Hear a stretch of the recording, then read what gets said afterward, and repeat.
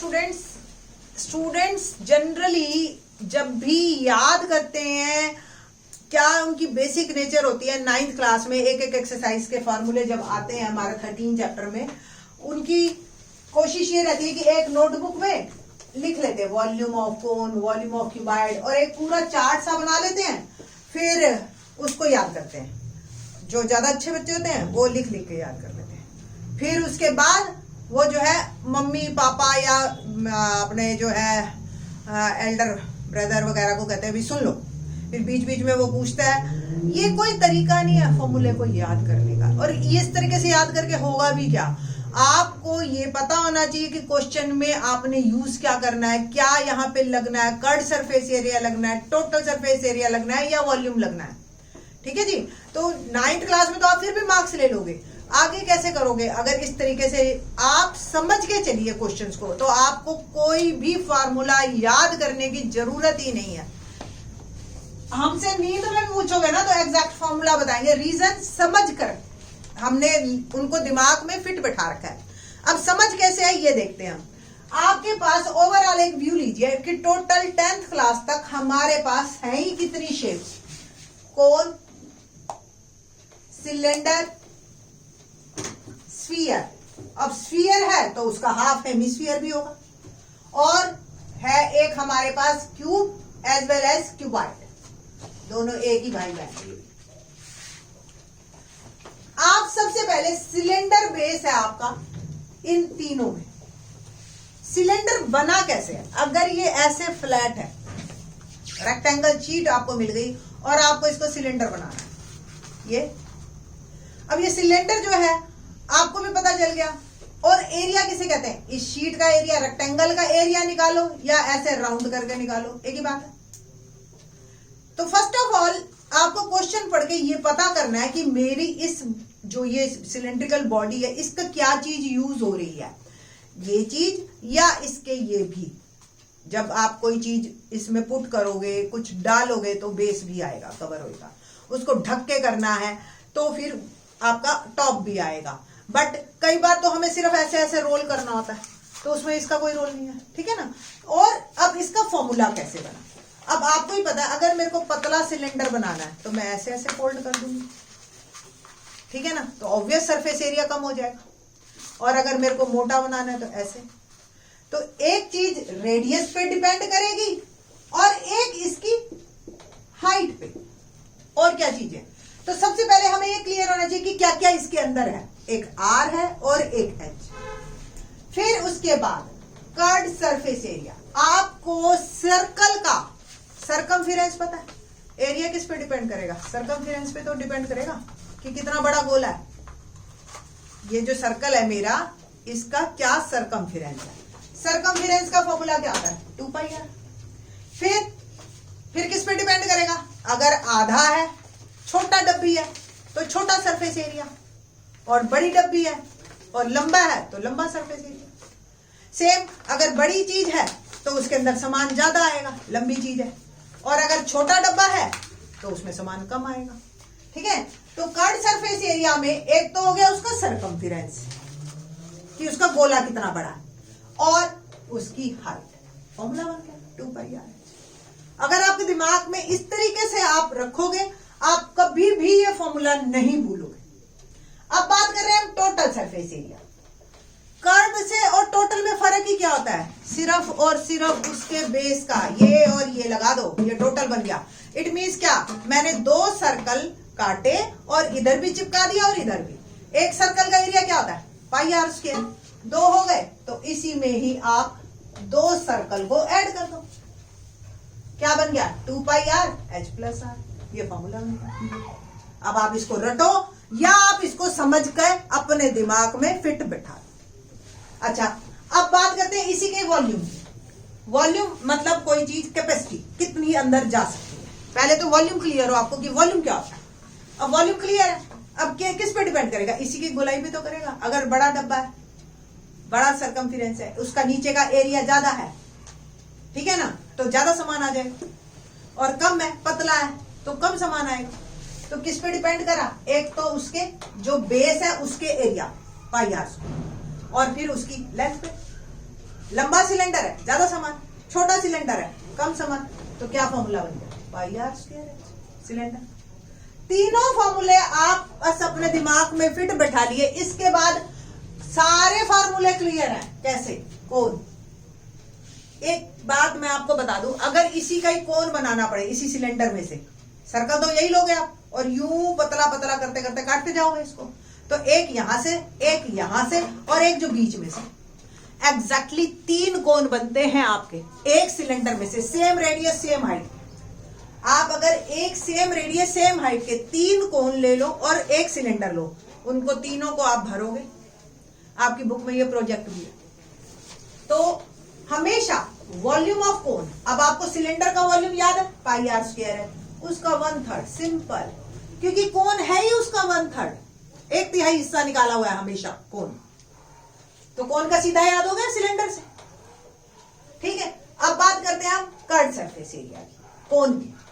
अब कोन मतलब birthday cap, आप अगर ध्यान हो तो एक तो भैया किसके सिर पे आनी है, छोटा बच्चा है उसके बर्थडे कैप छोटी होती है, गोला छोटा होता है, उसका सिर छोटा है। बड़ा आपने डाला वो बेचारा पूरा ही ढक जाएगा बच्चा, और बड़े आदमी का डाला तो वो यही ढक जाएगा, है ना। तो किस पे डिपेंड करा उसका, एक तो पाई आर, ये जो इसका सरकमफिरेंस है वो भी आधा, और उसकी जो है स्लैंट हाइट, कोन में एक स्लैंट, एक हाइट होती है बेटा और एक स्लैंट हाइट होती है और एक रेडियस। तो curved surface area pi r है। एक आप जाके अगर टेंट लगाते हो तो क्या करते हैं हम, जितना एरिया हमें जितने लोगों को बैठाना है नीचे, और फिर उसको यूं खींच के ऊपर कर लेते हैं, भैया जहां तक ऊपर तक जाएगा। सर्कस के टेंट देखे होंगे आपने, सारे एंड तक वो सारा आपका पाई आर है, डिपेंड करेगा उसकी स्लैंट हाइट पे। जितना अब आपका सपोज चौड़ाई इतनी है और आपको हाइट बस छोटी सी देनी है, ठीक है, तो स्लैंट हाइट कम होगी। अगर यही है सर्कस में हमें नीचे भी बहुत सारे लोग बिठाने और हवा भी चाहिए, क्योंकि लोग बैठने सामान नहीं रखना तो चाहिए, तो स्पेस भी ज्यादा चाहिए, तो फिर हम पूरा लेंथ लेते, तो ये स्लैंट हाइट उसकी ज्यादा हो जाती है। उसी हिसाब से डिपेंड करता है कि कपड़ा कितना लगेगा, टैंक मतलब आपके जो टेंट को बनने में कपड़ा लगेगा, दैट इज कर्व्ड सरफेस। अब सपोज आइसक्रीम का कोन है, ऐसे तो किसी को दूंगी नहीं, ढक के बंद करके दूंगी कोई भी चीज, तो उसके ऊपर क्या करेंगे, एक सर्कल काटा और चिपका दिया, वो बंद हो गया, तो pi r l plus pi r square. एक ही सर्कल चाहिए, pi r l plus r, ये हो गया टोटल सरफेस एरिया। बताओ कौन के तीनों। अब बात करते हैं क्यूब और क्यूबाइड। क्यूब और क्यूबाइड, ये आपका क्यूबाइड है। क्यूब और क्यूबाइड में तो ज्यादा फर्क है नहीं, पहले क्यूबाइड की बात करते हैं। कोई आपका कमरा है, छोटा कमरा है, किस किस पे डिपेंड करेगा कि ये छोटा कमरा है, LBH, लेंथ ब्रेड्थ और हाइट, सिंपल। तो जितनी लेंथ जितनी ब्रेड्थ जितनी height.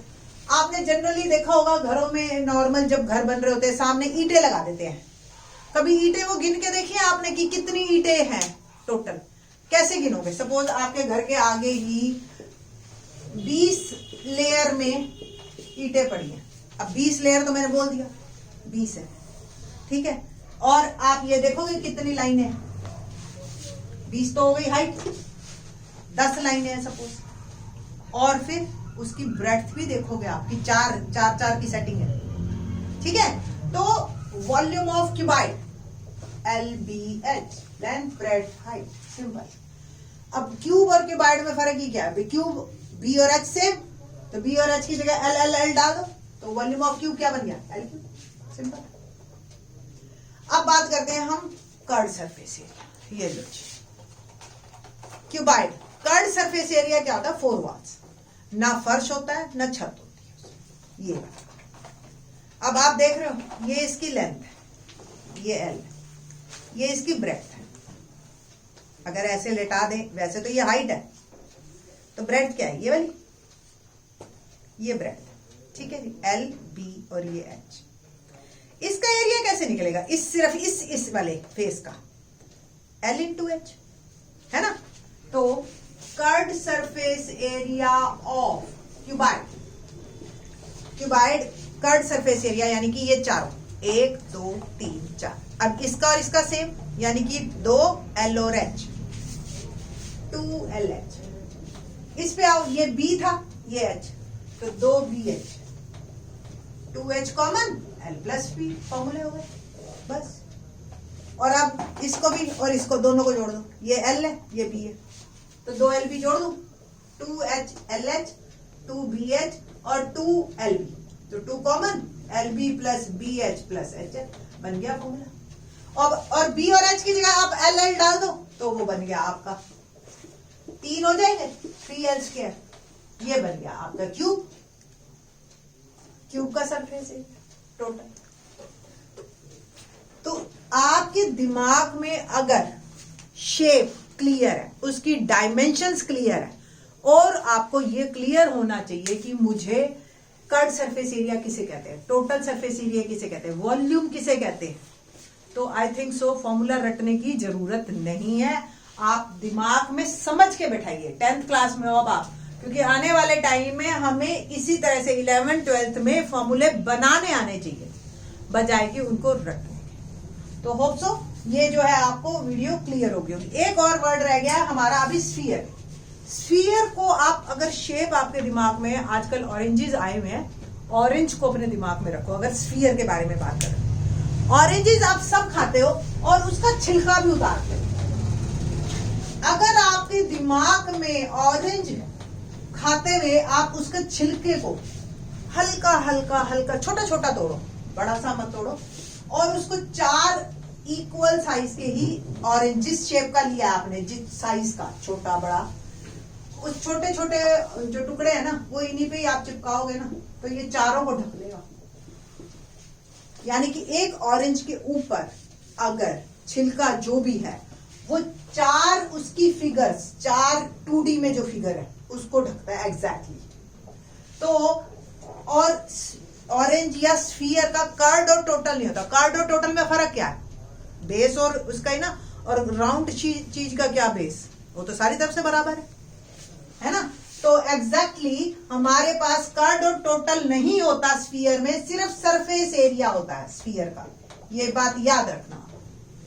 Surface area of sphere is 4πr², simple, क्योंकि 4 के एग्जैक्टली बराबर है। 4 साइड से आपने उसको तोड़ा ना, अभी देखो यहां तो एक ही साइड दिखाई दे रही है, स्फीयर सारी तरफ से बराबर है 4 साइड से, क्लियर। तो 4πr²। अब बात करते हैं हेमिस्फीयर की। तो हेमिस्फीयर के दोनों हो गए, क्योंकि हेमिस्फीयर जो आप कटोरा लेते हो उसके ऊपर ढक्कन भी ढक सकते हो आप। तो हेमिस्फीयर का कर्व सरफेस एरिया एग्जैक्टली इसका आधा, और एक सर्कल काट के और आपने उसका ढक्कन ढक दिया, तो वो बन गया उसका total surface area, that is 3πr²। अब बात करते हैं वॉल्यूम की। आपने कभी बिल्कुल एग्जैक्ट गोल चीज देखी हो और फिर उसको बीच में से काट के उसमें हम सामान भर रहे हैं, दैट इज कॉल्ड वॉल्यूम। और वॉल्यूम का फॉर्मूला होता है 4/3πr। ये आपको याद करना है एक वर्ड बस। हेमिस्फीयर है तो हाफ कर देना 2/3πr। ठीक है जी, इसको भी है तो सही ट्रिक, पर ट्रिक अपने आप में इतनी बड़ी है कि इससे बेटर है आप याद करो। ओके, तो और वॉल्यूम सेंटीमीटर क्यूब या क्यूब में, एरिया स्क्वायर में। यूनिट्स के नंबर कटते ही करते हैं मेंसुरेशन में, ध्यान रखना यूनिट आप हमेशा लिखना, रफली भी जब काम करो तब भी यूनिट लिखो। ठीक है, होप सो ये वीडियो आपको हेल्प करेगी फॉर्मूलों को समझने में। थैंक्स।